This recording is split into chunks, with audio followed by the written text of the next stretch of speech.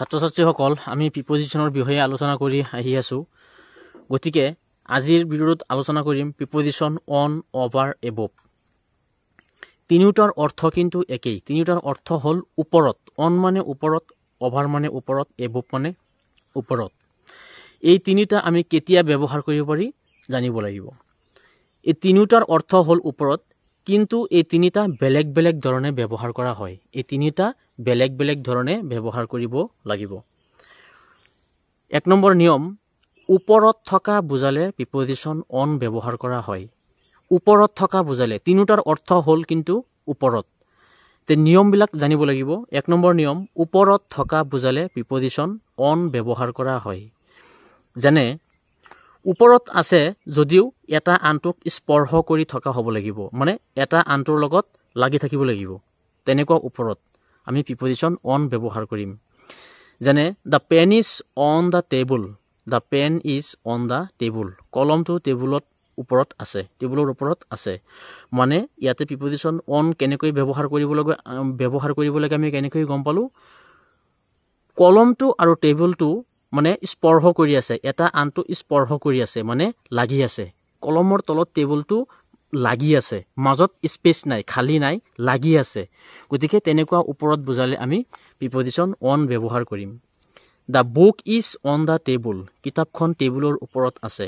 কিতাপ আৰু টেবুল লাগি আছে, এটা আনটোক স্পৰ্শ কৰি আছে। তেনেকুৱা ওপৰত বুজালে আমি প্ৰিপজিশ্যন অন ব্যৱহাৰ কৰিম। My coat is on the sofa. মোৰ কোটটো সোফাৰ ওপৰত আছে। গতিকে কোট আৰু সোফা লাগি আছে, স্পৰ্শ কৰি আছে। গতিকে তেনেকুৱা ওপৰত বুজালে আমি প্ৰিপজিশ্যন অন ব্যৱহাৰ কৰিম। বন্ধু বান্ধৱীসকল আৰু ছাত্ৰ ছাত্ৰীসকল, ভিডিঅ'টো ভাল লাগিলে লাইক আৰু শ্বেয়াৰ কৰিব, আৰু চেনেলটো ছাবস্ক্ৰাইব কৰিবলৈ নাপাহৰিব, আৰু ভিডিঅ'টো লাইক কৰিবলৈ নাপাহৰিব, আৰু ফেচবুক পেজটো ফ'ল' কৰি দিব। ২ নম্বৰ নিয়মত আহিছোঁ, কোনো এটা বস্তু ওপৰত আছে কিন্তু গতিশীল হৈ আছে, তেনেকুৱা ক্ষেত্ৰত প্ৰিপজিশ্যন অভাৰ ব্যৱহাৰ কৰা হয়। কোনো এটা বস্তু ওপৰত আছে, মানে ওপৰত থকা বস্তুটো গৈ আছে, তেনেকুৱা ক্ষেত্ৰত আমি প্ৰিপজিশ্যন অভাৰ ব্যৱহাৰ কৰিম। যেনে the birds R flying over the river. The birds R flying over the river. চৰাইবোৰ নদীৰ ওপৰেৰে উৰি আছে। চৰাইবোৰ নদীৰ ওপৰত আছে যদিও নদীৰ ওপৰত উৰি গৈ আছে, মানে গতিশীল হৈ আছে। তেনেকুৱা ক্ষেত্ৰত আমি প্ৰিপজিশ্যন অভাৰ ব্যৱহাৰ কৰিম। The kite is flying over the tree. চিলাটো গছৰ ওপৰেৰে উৰি আছে। চিলাটো গছৰ ওপৰত আছে যদিও গছৰ ওপৰত চিলাটো উৰি আছে। তেনেকুৱা ক্ষেত্ৰত আমি প্ৰিপজিশ্যন অভাৰ ব্যৱহাৰ কৰিম। The butterfly is flying over a flower. পখিলাটো এটা ফুলৰ ওপৰেৰে উৰি আছে। পখিলাটো ফুলৰ ওপৰত আছে যদিও উৰি গৈ আছে। তেনেকুৱা ক্ষেত্ৰত আমি প্ৰিপজিশ্যন অভাৰ ব্যৱহাৰ কৰিম। ৩ নম্বৰ নিয়ম, কোনো এটা বস্তু ওপৰত আছে কিন্তু গতিশীল হোৱা নাই, তেনেকুৱা ক্ষেত্ৰত প্ৰিপজিশ্যন এবভ ব্যৱহাৰ কৰা হয়। মানে আমি অন, অভাৰ, এবভ তিনিওটাৰ অৰ্থ হ'ল ওপৰত। এতিয়া কোনটো কেনেকৈ ব্যৱহাৰ কৰিব লাগে আমি নিশ্চয় শিকিলোঁ। মানে কোনো এটা বস্তু ওপৰত আছে কিন্তু গতিশীল হোৱা নাই, ৰৈ আছে, তেনেকুৱা ক্ষেত্ৰত আমি প্ৰিপজিশ্যন এবভ ব্যৱহাৰ কৰিব লাগিব। যেনে ষ্টাৰ্ছ আৰ এবভ আছ। ষ্টাৰ্ছ আৰ এবভ আছ। তৰাবোৰ আমাৰ ওপৰত আছে।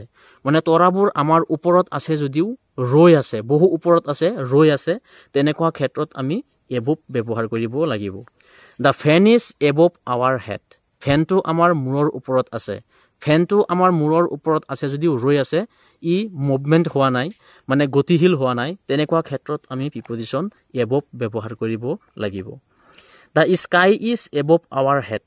আকাশখন আমাৰ মূৰৰ ওপৰত আছে। আকাশখন আমাৰ মূৰৰ ওপৰত আছে যদিও ৰৈ আছে, তেনেকুৱা ক্ষেত্ৰত আমি গতিশীল হোৱা নাই, তেনেকুৱা ক্ষেত্ৰত আমি প্ৰিপজিশ্যন এবভ ব্যৱহাৰ কৰিব লাগিব। গতিকে আমি নিশ্চয় শিকিলোঁ তিনিওটাৰ অৰ্থ হ'ল ওপৰত। কোনটো কেতিয়া ব্যৱহাৰ কৰিব লাগে নিশ্চয় আমি গম পালোঁ। গতিকে ছাত্ৰ ছাত্ৰীসকল, তোমালোকে ভিডিঅ'টো চাবা। মই আশা কৰোঁ পৰীক্ষাত ভালদৰে লিখিব পাৰিবা, আৰু মোৰ চেনেলটো ছাবস্ক্ৰাইব কৰিবলৈ নাপাহৰিবা। Thank you so' much.